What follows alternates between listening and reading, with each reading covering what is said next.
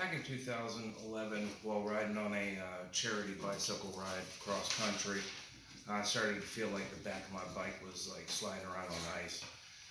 Come to find out, I looked down and saw that I had a flat tire, and we were out in the middle of nowhere, and we were on a schedule, so we didn't have a whole lot of time. There weren't any bike shops nearby, and luckily I knew how to change my own tire and had supplies actually on my bike in a little pouch that carried inner tubes and CO2 canisters for inflating tires.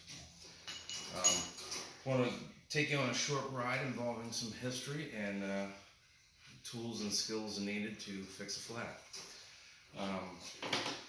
According to ContinentalTire.com, John Boyd Dunlop of Belfast, Ireland was the first patent holder, inventor of the practical pneumatic tire.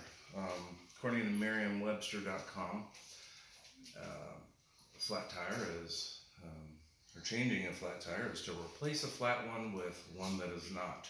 Pretty simple. And SheldonBrown.com states that a flat tire is the most common unexpected bicycle emergency that will disable a bicycle. So we're going to show you how to change a tire, and remind you that pneumatic tires use rubber and enclosed air, an inner tube, to reduce vibration and improve traction. And there are two types of flats that happen suddenly. You have pinch flats and puncture flats, and we'll get into that a little bit more. So the materials needed is a new inner tube,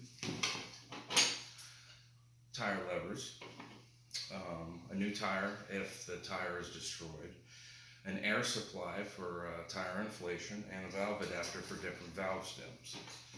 As you can see on this valve stem here, it is a lot different than what is used by a car.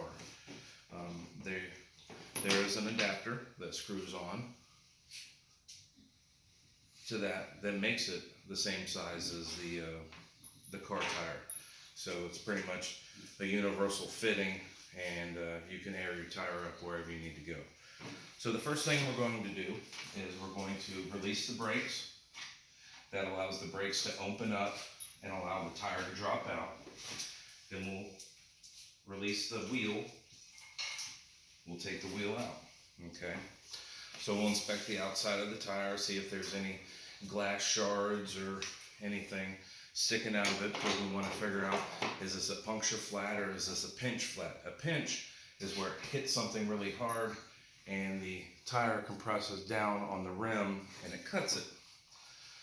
So what we're going to do, we're going to take our tire lever, we're going to pry up the inside of the tire, and this little hook right here actually hooks onto the spoke, and it holds the tire a gap in there. So then you take your other tire lever, you slide it up in there, and you work your tire all the way off around.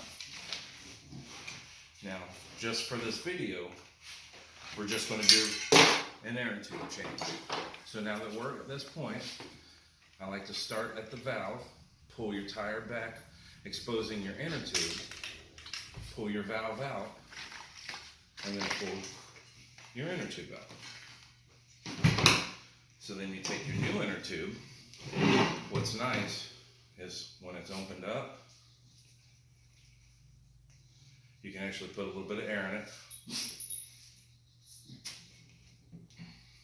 close it back down. That helps it go in a little bit easier.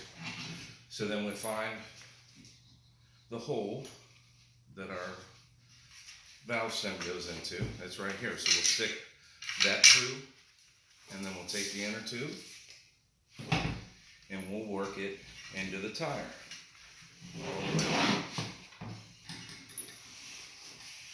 So we'll work it in.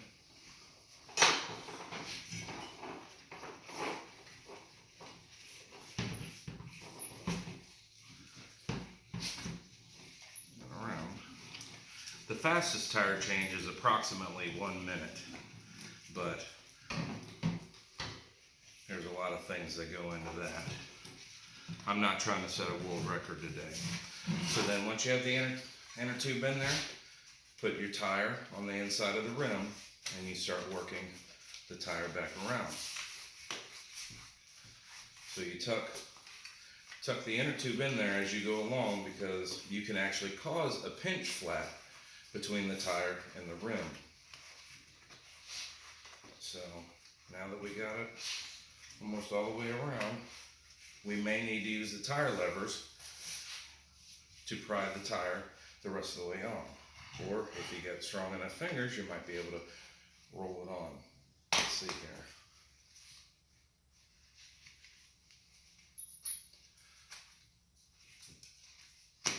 All right, we got it. Okay. So here's your valve stem.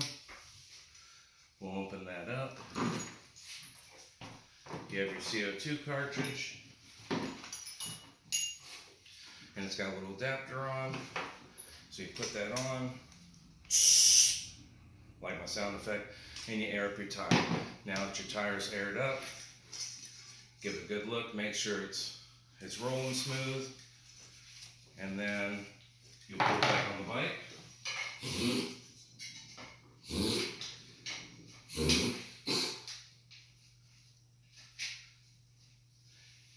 And you'll readjust your brake.